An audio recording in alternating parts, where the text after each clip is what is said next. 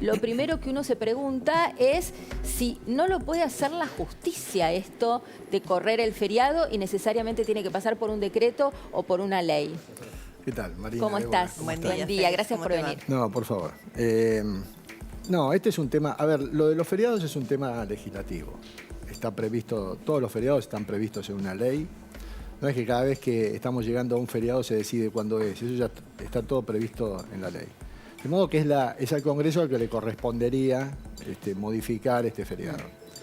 Pasa que acá podemos hablar de una cuestión de oportunidad, mérito y conveniencia. Sí, claro. El gobierno ya ha cambiado.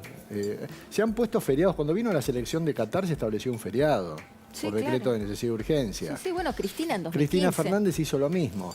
O sea, La acá elección. es cierto que esto es un tema del Congreso, pero también es cierto que el presidente, si quiere ejercer atribuciones del Congreso, puede hacerlo a través de decretos de O necesidad sea, y tiene un urgencia. instrumento, tiene una herramienta. O Tiene sea, una las dos herramienta. cosas son válidas. Es un tema del Congreso, no hay tiempo y además es imposible someterlo hoy a la votación parlamentaria por el nivel es tan delicado el tema, a quién le conviene, a quién perjudica, que el gobierno tiene un instrumento que es legal y es legítimo, que es el DNU. Así es, tiene ese instrumento. Algunos pueden decir, no, ojo porque los DNU no pueden abordar temas penales, impositivos del régimen electoral o de los partidos políticos. Entonces algunos dicen, no, esto es un tema electoral, porque sería correr un feriado por un tema electoral. No, no es un tema electoral, es correr un feriado. Es por un motivo electoral. Sí, podría pero no, ser cualquier otro. De hecho, insisto, ya se lo hizo. Tampoco hay que tener muy en cuenta lo que hicieron otros presidentes en materia de decretos de necesidad y urgencia, porque se han usado siempre muy mal, inclusive excesivamente. Yo diría, a ver, ¿habría que correrlo o no? Insisto, oportunidad, mérito y conveniencia. Yo creo que por ahí se podría haber corrido teniendo en cuenta los antecedentes y para evitar más ausentismo, ¿no es cierto? Pero también es cierto que hay que apelar a la conciencia de la gente. El cronograma electoral ya estaba previsto desde antes de las PASO, Sí, claro. por decreto. Y nadie puede alegar desconocimiento de la ley cuando la ley es publicada en el boletín oficial o de las normas. Bueno, Así de hecho, el 22 de octubre es la elección general y el 19 de noviembre es el balotaje, si es que lo hubiera, y eso es así desde hace años. Lo que pasa es que no ha habido muchos antecedentes de balotaje, porque bueno, sucede muchas veces que 2015. la elección se define 2015. se define en la general. Pero la gente, o sea, hay una cuestión de conciencia cívica. Esto lo hablamos siempre en los cursos, cuando hacemos referencia a cuándo se hacen las elecciones. Yo ya si quiero saber cuándo es la elección del año legislativa del 2025, ya lo sé.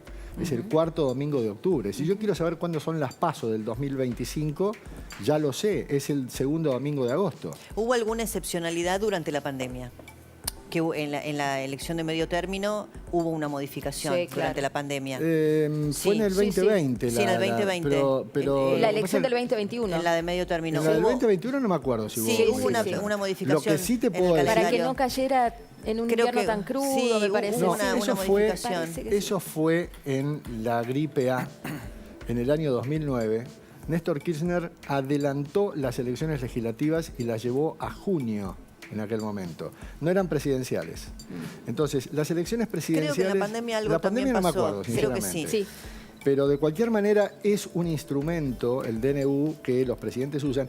A mí me gustaría grabar esto de Sergio Massa, cuando el otro día decía, no, pero no me miren a mí, este es un tema legislativo. Es un tema del Congreso. Le corresponde al Congreso. Sí.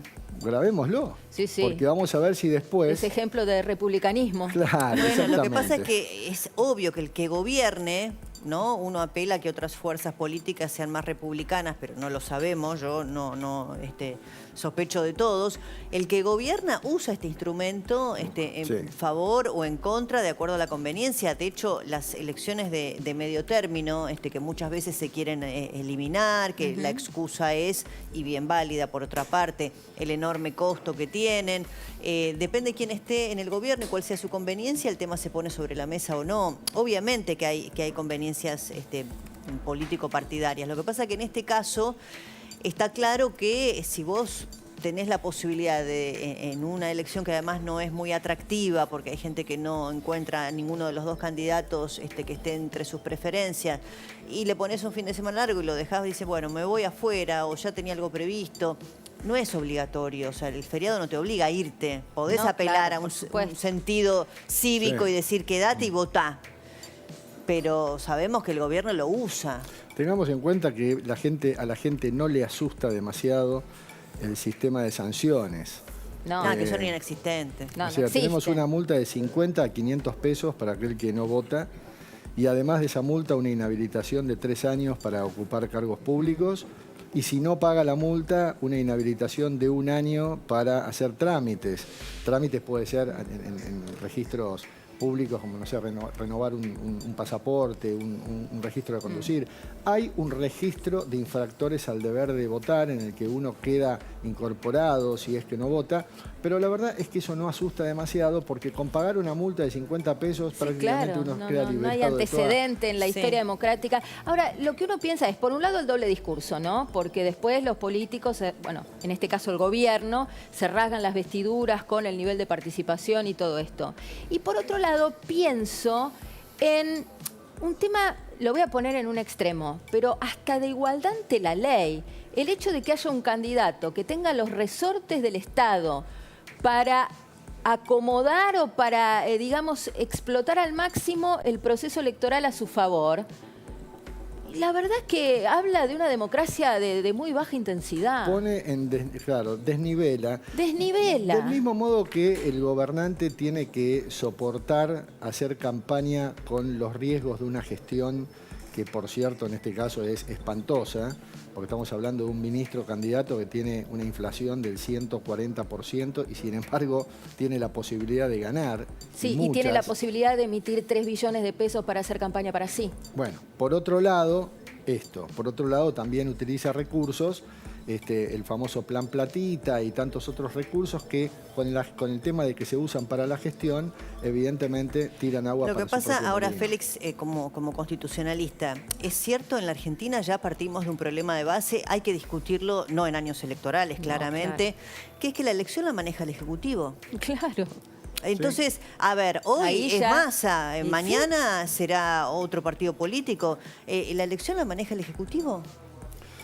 Sí, porque tiene los resortes del poder. Siempre el que tiene el ejercicio del poder político... Es el Ministerio de Justicia, es el Ejecutivo de turno. Desde ya está. Obviamente todo lo que tiene que ver con la operatividad de la elección está en manos de la justicia electoral. Pero el gobierno tiene la Dirección Nacional Electoral y evidentemente, y además el ejercicio del poder por parte de un candidato gobernante, pone al candidato en una situación de mejores condiciones. Ahí Igual, tenemos, perdón, a Maxi, que es más memorioso que yo.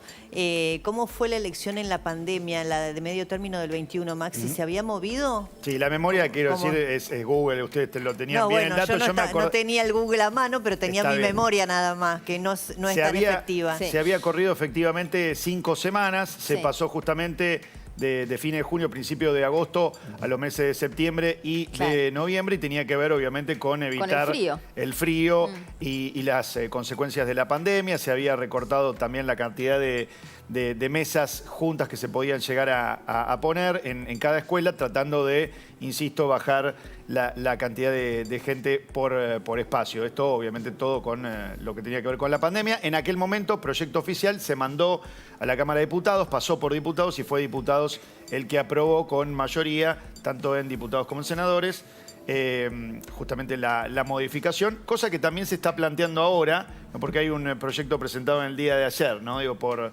Hernán Lombardi y por Cristian Ritondo, también para mover el feriado, que tiene obviamente consecuencias electorales, pero también económicas, ¿no? El trasladarlo hace que más gente se pueda ir en tal caso para disfrutar del fin de semana largo, lo cual obviamente influye también en muchas economías regionales. Sí, ahora primero los tiempos son muy cortos y además entendemos que no hay mayorías posibles en el Congreso. En aquel tiempo, pandemia mediante, Juntos por el Cambio acompañó la iniciativa del gobierno, independientemente de quién perjudicaba o beneficiaba. mayorías calificadas igual, Sí, porque sí, para claro. modificar la legislación electoral...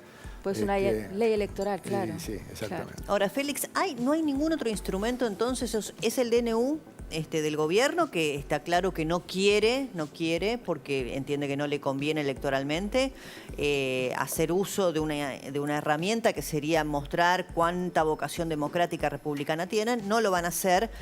Si no es el DNU, la justicia electoral nada puede hacer. No. No, la justicia no puede en ese sentido cambiar un feriado.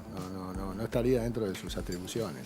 A ver, se puede hacer cualquier cosa aquí, sí, pero claro. la verdad es que no correspondería. Si de lo que se trata es de saber si corresponde o no, diría que no está entre las atribuciones de la justicia electoral manejar ese tema. Bien, entonces apelar a la conciencia cívica.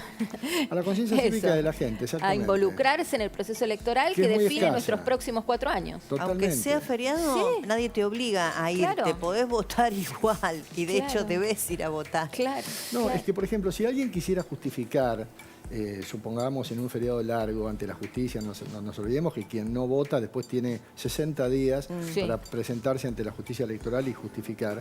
El juez no encontraría un motivo razonable para justificar simplemente porque fue un feriado.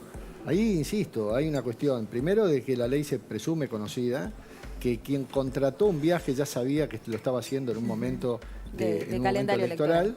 Y no es además el turismo algo que sea, por lo menos en mi percepción, después la consideración de los jueces será distinta, yo creo que no es un motivo razonable para esquivar la responsabilidad electoral. Claro, en todo caso ahí tendrás que justificar que el viaje no era porque era feriado, sino porque tenías un compromiso ineludible. Entiendo que el que vaya a justificar la ausencia... Como opera cuando no es feriado también. Exactamente, Claro. va a apelar a, bueno, tenía un viaje importante, pues tenía que cerrar un negocio, pues tenía que visitar a un familiar enfermo, independientemente del feriado. Sí. Si no, no lo podés... La cantidad de kilómetros también. Puede ¿no? pasar que alguien se vaya de pronto a más de 500 kilómetros y se presente ante la policía, pida un certificado de comparecencia y después con ese certificado a la justicia electoral para justificar, primero, que estaba a más de 500 kilómetros con el certificado de comparecencia y segundo, por qué estaba ahí. Y ahí, en el por qué estaba ahí, es donde se plantea ahí tienen la que subjetividad. justificar, claro, no por el feriado, sino porque era, bueno, alguna situación de fuerza mayor que tendrán que poder inventar.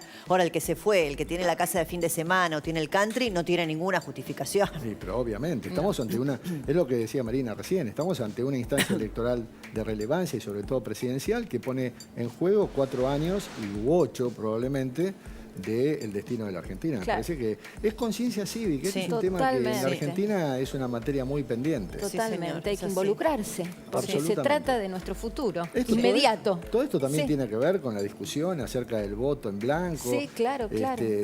Bueno, me parece que tenemos que pensar en lo que significa una elección. Detrás de una elección hay algo más que elegir a un gobernante. Detrás del voto hay un sostén del sistema.